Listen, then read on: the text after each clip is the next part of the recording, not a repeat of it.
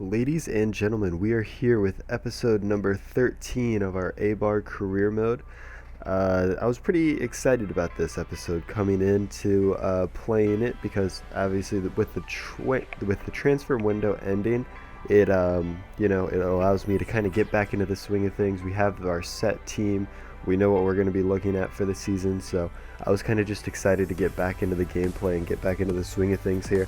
So first game here, coming up against Levante. This is probably one of the more frantic and chaotic games that I've played, at least as of recent in FIFA.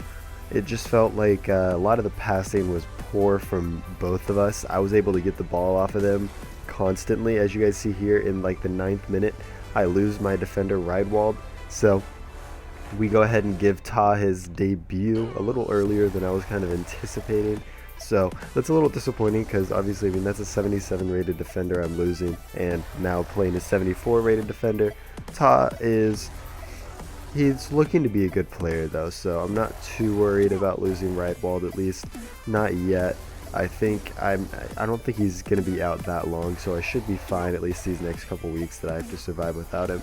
But this game felt like a lot of running back and forth between the two halves of the pitch, and then here in the 30th minute, I have way too many chances here to score a goal and don't get them.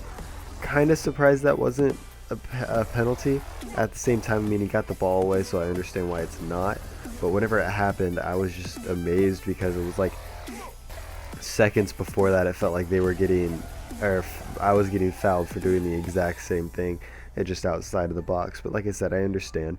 So you guys are going to see here, like I said, in this sequence, they kept trying to get the ball away. They were just trying to dribble their way out, and my passing was atrocious when I got the ball back, but they were not able to get out of their half for a while here.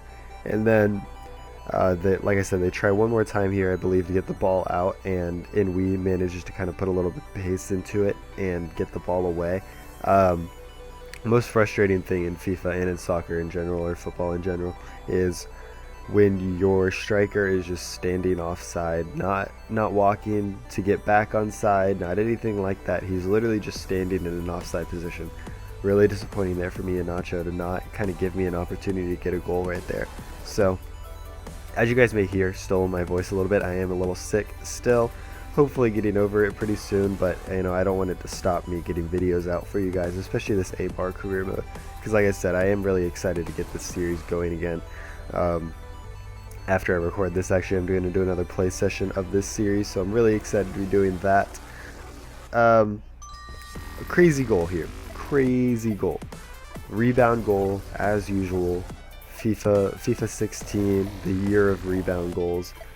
Really annoying, but he smashes this ball and hits 2 goalposts and the ball goes in. So at that point, scoring 2 goals in 7 minutes, you kind of start to get the feeling that this isn't the game that you're going to win. But with the pressure that I kept putting on the team, which may have been kind of leading to my demise, pushing players so high up the pitch, but with the way I was pushing against the team, I thought I could at least pull it back to a draw, if not pull it back to a 3-2 win. So the first half is going to end with me down 2-0. A little disappointing from the team. The lineup I put out was a little bit different, obviously, than the last episode. I wanted to start getting Miyaichi into the starting lineup. Still haven't really decided if 100% that's what I want to do. As you guys see here, Miyaichi actually manages to get a heading goal. So really good to see that from him. He's just been playing really well for me. His attacking position is fantastic. If you guys are ever looking for a player that's cheap, still decently rated and young, Miyaichi is definitely the one for you guys. I know he doesn't get a lot of media anymore because I don't think his potential is as high as obviously some of the big names out there for youth players, but he's definitely a solid player all the way around if you ever needed a player. How I don't get that goal, whenever you're about to score right before the 90th minute, if anything that happens just feels like the world is against you, and I could not believe that they saved that off the line. At first, when I saw the keeper bottle it, I was amazed. I was like, oh my god, I'm going to win off of a crappy goal like that. Like, I'd be furious if I got scored on by that. and I was actually really surprised that both a defender and the keeper were going to be able to get back to it in time to actually save it from being a goal. So I do end up losing this game 2-1 to Levante. A decent team, so I'm not too worried about dropping points here. There's definitely more teams that I would be worried about dropping points to. I think we're still in a good place. Obviously, early in the season, a drop point you never want to have. As you guys see, I mean, the possession was pretty even, 54 to 46. Their shots really weren't on target. You guys saw like the one shot they had on target, which was the goal, and then obviously that crossbar goal I don't think they considered on target. So we honestly made the chances to win that game, as you guys saw in that like 30 to 40 minute period. We just weren't able to capitalize on the chances, which was a little disappointing. So still trying to work on Iheanacho's heading here, and obviously still trying to bring up my youth players a little bit. Definitely going to start training Ta a lot to kind of get him up to the standard I need. He's at a 75 rated now, so you know, still a good option as a center back. He was kind of out of form that game. I think that was definitely the difference maker in me winning and losing that last game. So a little disappointing. As you guys are going to kind of see me playing around with the lineup, you're also going to kind of see the players that I did bring in. So Dembele, I don't believe I brought him into that last game, but I have played with him a little bit. Actually, I may have brought him in that last game for like the last 10 or 15 minutes, but I'm still trying to figure out when and where I want him to play. In that last game, I played him at center attacking mid just to kind of get him into the team, playing right behind Iheanacho. I think they could kind of play off of each other. Dembele, obviously I kind of want to get him into training a little bit more before I bring him into the first team, kind of like how I did with Iheanacho last year, just to kind of slowly work his way into the squad as he develops as a player. I think would be really good for him. So coming into this game against Valencia, another team that I was a little worried coming up against because I haven't been playing exceptionally with the squad, still trying to kind of figure things out, working the early season kinks out. So a little worried coming in early. As you guys see, they just kind of bossed their way through the box, and for whatever reason I completely forgot how to defend and just let him walk by me and spin his way around me.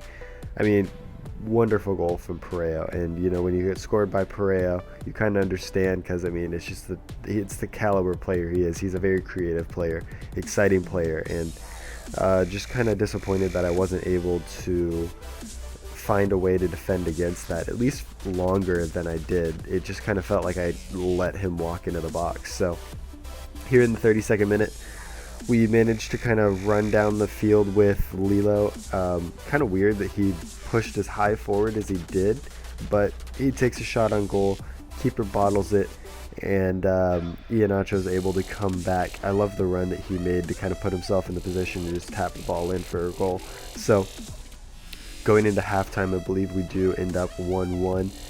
As you guys see, I get one more opportunity here to bring the ball in with Inui, but he's not able to hold on to the ball. He's still playing well this season, not to the same level he was last season. He's more like that mid-season Inui that we had from season 1, where he was playing well, but he just wasn't the star of the team.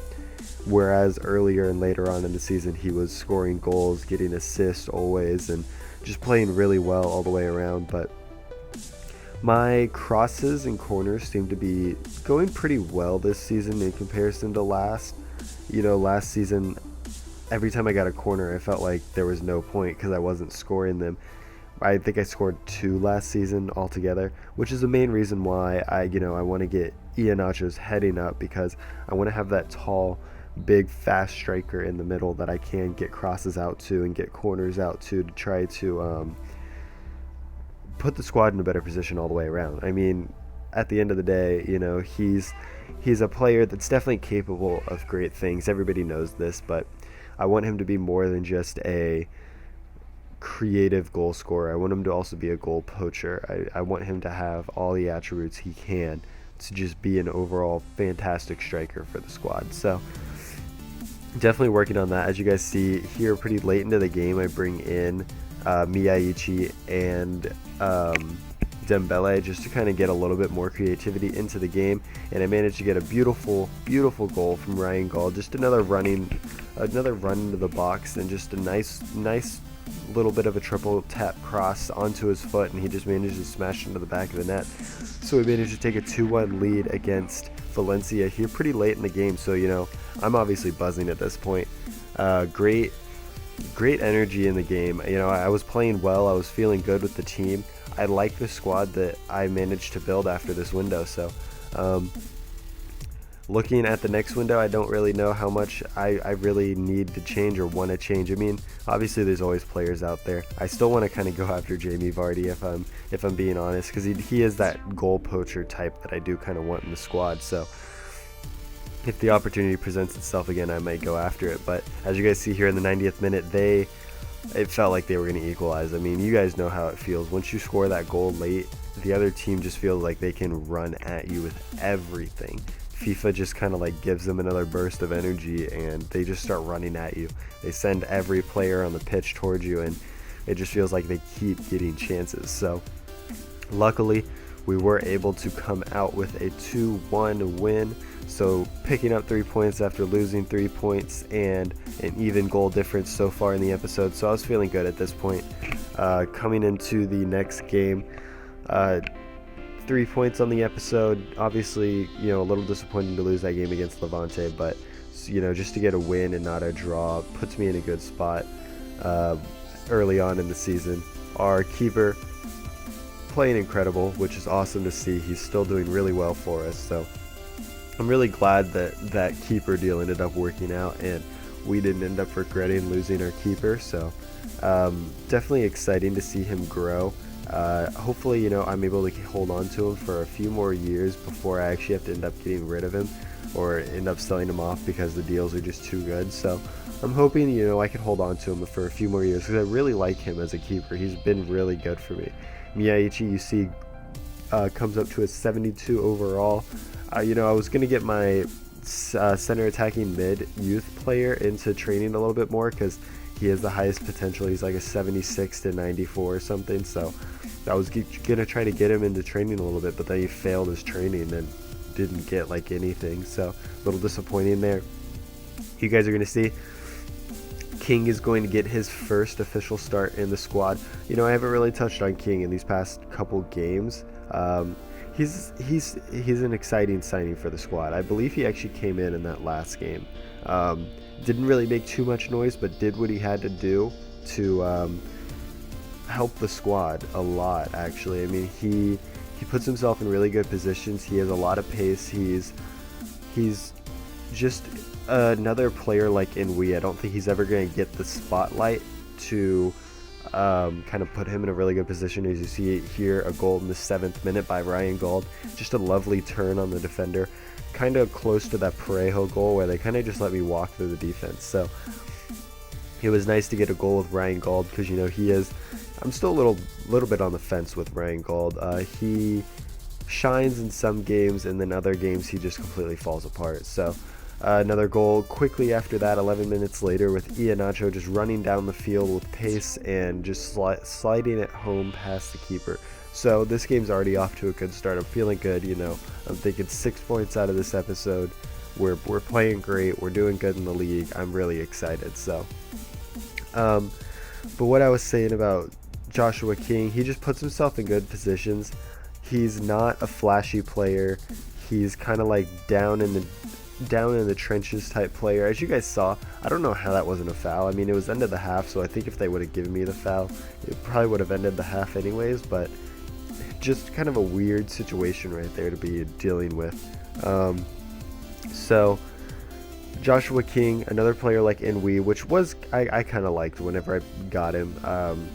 He wasn't going to be that flashy player, which I didn't really need because I had Miyagichi, I had Iheanacho, who are basically showing that they're ready to take on what they need to do to progress and be the starlet of the team. So as you guys saw, Iheanacho just running down the field with pace one more time, which he's just showing off how he's doing things really well and just crossing it over, playing a little sweaty, but want to get that third goal against this team.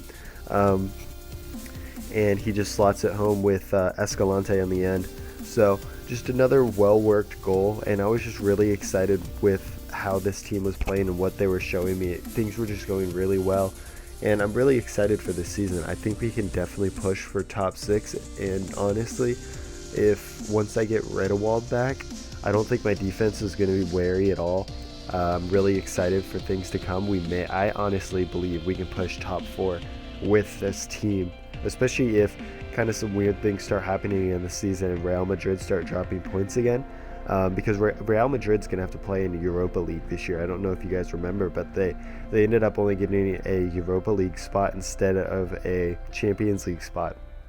So their schedule is going to be crazy this year. So kind of hoping that kind of hinders them a little bit and they're not able to win as many games as usual, and it's kind of more so like last season. So we do come out of this game with a 3-0 win and a solid 3 points, 6 points on the episode, puts us into 4th place as of now. Obviously early on in the season, only 4 games played, so nothing too exciting. Barcelona off to kind of a rocky start this season, and like I said, Real Madrid, as I was saying, hoping they would kind of slip up again. They are off to the races with 12 points already, but that is going to do it for the episode. If you guys did enjoy, make sure you like, comment, and subscribe, and I'll see you guys in the next one.